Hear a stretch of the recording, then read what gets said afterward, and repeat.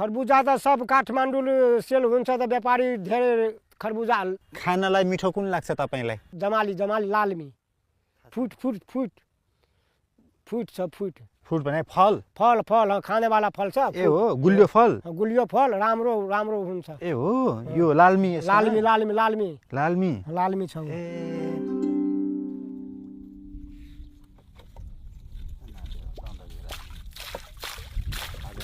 यो के काम भइरहेको छ यो ओ दमकल लगाउन दमकल लगाउने डिजल वाला आउँछ न डिजल वाला पम्प पानी तान्ने पम्प तपाईहरु चाहिँ कल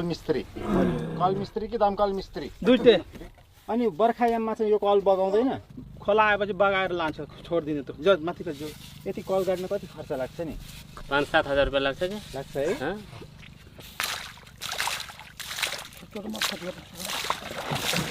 तरिका पनि के तराईतिर जहाँ पनि कल गाड्ने यसै गरी हो हजुर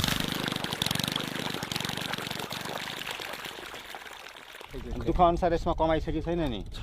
हो 1 लाख पुँजी लगाउने 5 लाख पाउने ए हो बगरमा त म मल लिएर आएको दाइ ए हो तपाईँ मल ढुवानी गर्ने हो अनि एक टेलर मल ल्याएको कति पैसा पाउनुहुन्छ तपाईँले